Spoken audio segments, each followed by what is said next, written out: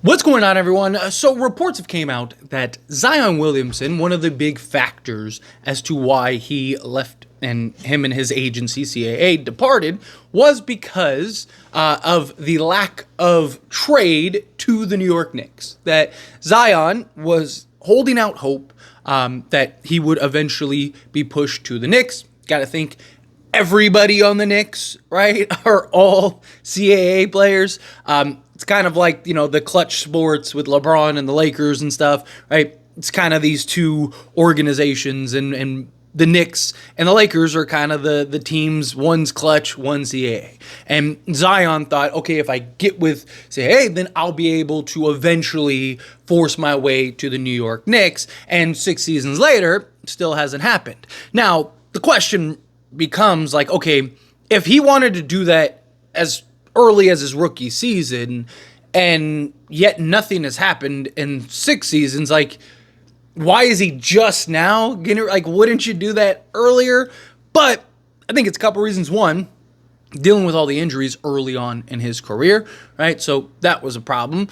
Two, I think now that the Knicks have went and got, Cat, and they've put together the team that they have, Mikal Bridges and OG and Brunson and all these guys, I just think that now the Knicks, there's not the interest there in Zion. Where, 3-4 years ago, I mean, they would have sold everything to go get Zion just because they were a team that was desperate just for, that stardom, right? Like, to have that franchise cornerstone piece. And then, they end up going and getting Brunson, and Brunson has his emergence. And now they're starting to, over the last few seasons, really start putting the pieces to the puzzle together. And they're hopeful that now they can finally take those strides into championship land, especially after getting Cat. Where, again, now you don't really need a Zion Williamson. Like, where does he slot in? Max money, his injury history, and just that of concerns. But at this point, right, if you're the Pelicans, and I've talked about this, I think you have to move him, right? I think you don't, right now you're in a position where, like, you don't have to move him if the right deal isn't there, but I think you at least need to field offers. I think you at least start maybe picking up some phone calls, maybe making a few yourself, right? Start having those conversations and see if maybe a team would bite. I've talked about, a team like Charlotte. You don't think that, LaMelo and him wouldn't be dynamic and exciting, and Charlotte has that, and look, Zion, he wanted to go to the Knicks. Well, too bad. You're not going to the Knicks. The Knicks aren't going to get you, sell him to the highest bidder. Because the Pelicans, I do believe, actually have a good team, with or without Zion, right? I don't think that I think Zion gives them the best chance at being a true contender and potentially winning a championship, but Zion, 1, can't stay healthy, 2, doesn't want to be there. Eventually, he's leaving one way or another, right? So if you're the Pelicans, sell him to the highest bidder. Now you can focus and build around the pieces that you actually have, right? Maybe even Brandon Ingram would buy in a little more and be more willing to stick around if Zion isn't there, right? Otherwise, get rid of him too, right? Sell everything. And then you have at least a nice core foundation in DeJounte Murray, Herb Jones, Troy Murphy, right? Like, you need a center. To me, if I'm the Pelicans, trying to find, can we get like a legit center, and can we get, another quality piece or something, right? Like, can you work out a deal and get like a Miles Turner and something if he's interested in staying there? I don't know, right? Like, whatever you got to do, whatever you got to figure out to start putting together the pieces to actually start being a real team. Like, obviously the idea is like, okay, Zion, when he's at his best, he has the potential to be top 5 in the league. I mean, the guy is ridiculous, right? When he's healthy, and as a Laker guy, last season was the first time I really saw Zion where I was like, this is what we've been waiting for, right? Obviously, we've watched Zion, the 4 or 5 previous seasons, but I'm talking about that Lakers play-in game where Zion was literally unstoppable. The Lakers had zero answer, nothing. And unfortunately, he got hurt because I would have liked to see how that would have played out. Still think the Lakers would have won because they had the cushion, and the Pelicans couldn't really stop them either. But that was the first time that I really saw Zion do the whole give me the ball and get out of my way. And he was unstoppable. Nobody, LeBron, Anthony Davis, none of these guys could stop him. Right? But that's the thing, period. No one can stop me. Everyone that's his size doesn't have the explosiveness and the foot speed and the athleticism to maintain.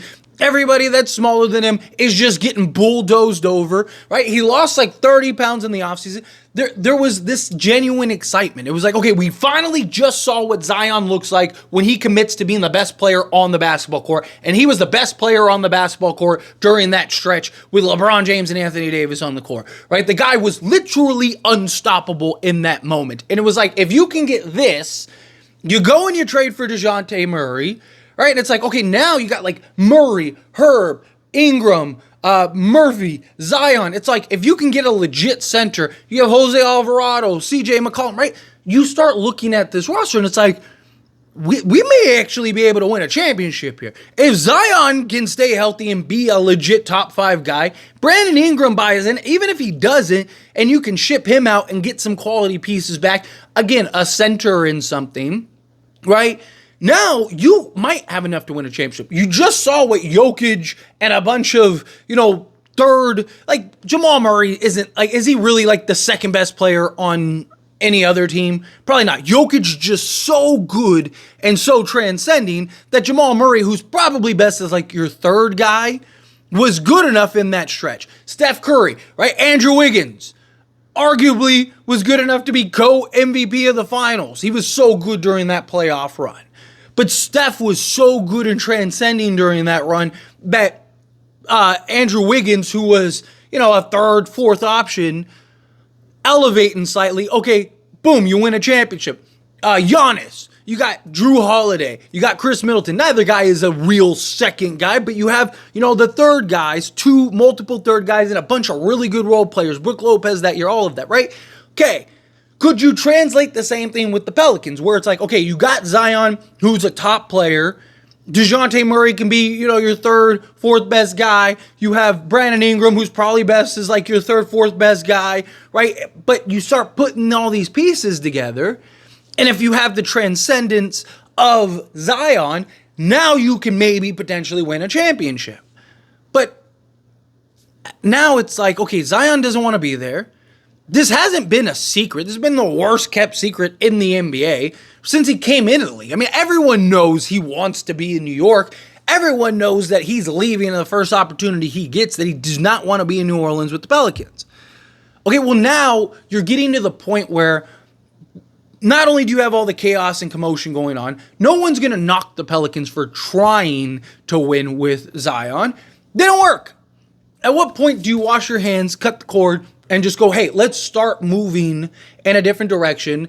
We still have very good pieces. And what do some of those pieces emerge into if you get rid of guys, right? Like sometimes it's just opportunity and situation that presents itself, right? Look at a guy like SGA. What does he look like if he would have stayed on the Clippers with, Paul George and Kawhi and stuff, right? Like, would he still have been a good player? Possibly. Would he be, a top 5 to 10 talent? Probably not, because he wouldn't have gotten the opportunities. But he goes to a team like OKC where he gets to kind of be the guy, and boom, you see the emergence. Jalen Brunson with the Knicks, right? Like, he was good. He was very good in Dallas, right? You see Luka, he ends up going down.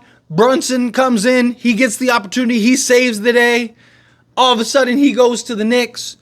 And now look, now he's emerged into, a star, right? Like, where does he rank as far, is he top 15 play? I don't think he's top 10, but he's top 15, maybe, probably, right? But the point is that, like, sometimes opportunity, like, what does a Herb Jones or a Murphy or any of these guys end up evolving into, right? Especially if you let DeJounte Murray kind of be DeJounte Murray. Can he kind of get back to Spurs Murray, where he was an all-defensive guard and an all-star, and led a Spurs team that really that season didn't really belong in the playoffs to the playoffs. I mean, they kind of got ran through, but still, like, he was able to get them there, right? Like, you never know, like, what's going to come. Or if you build the pieces, it's the whole saying, if you build it, they will come. You get some of these teams, especially some of these foreign players, they don't care. Like, they're not like, oh, I have to be in New York, right? Like, you get the right piece in the right core, right? And it's like DeJounte Murray, Herb Jones, Troy Murphy. Man, he's really emerged. You turn Zion into,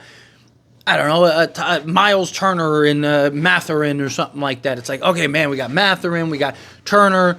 You add me to that team, we're winning a championship, right? Devin Booker, let's say, he's like, you know what? Hey, this didn't work out in Phoenix, or the big three doesn't work out. It's like, okay, we gotta make a move. Like, you never know what tomorrow's gonna bring. You never know what next season's gonna bring. But at some point, I think you need to make a decision and kind of pick a path. And I think the best path is to start at least exploring trading Zion. If there's nothing there, there's nothing there, right? I'm not saying trade him for a bag of chips, but there may be a team or two that is willing to kind of take a chance, take a flyer, especially some of these teams that, like, they don't care. You have owners that could care less about winning a championship. They just want to sell tickets and put butts in seats. And they're like, man, I could have Zion for, 3 years or whatever. Like, why wouldn't I do that? Right? Like, give up what you got to do. Who cares? Right? Like, you never know, like, what may present itself. And again, if nothing's there, you just don't do it. You just don't take it. You just stand pat. But anyway, as always, this is a discussion, and I pass a question on you. Let me know your thoughts and opinions down in the comments below. What do you think? How do you feel? What are your thoughts? Do you agree? Do you think, like, yeah, they got to ship out Zion at this point? Do you think no? Like, like, now that he doesn't have the Knicks, maybe he'll commit to the Pelicans. It's always a possibility, right? Like, maybe, he's like, hey, place I wanted to go doesn't want me no more. So, maybe I just kind of stick it out. But I just feel like at some point he's out. But anyway, again, how do you feel? Let me know down in the comments below. That being said, if you haven't liked this video, hit that like button. Helps me a lot. Helps me enjoy these types of videos, and I truly appreciate it. Not subscribe to the channel, hit that subscribe button. Turn on the bell notifications. Appreciate y'all. See you in the next one. Thank you.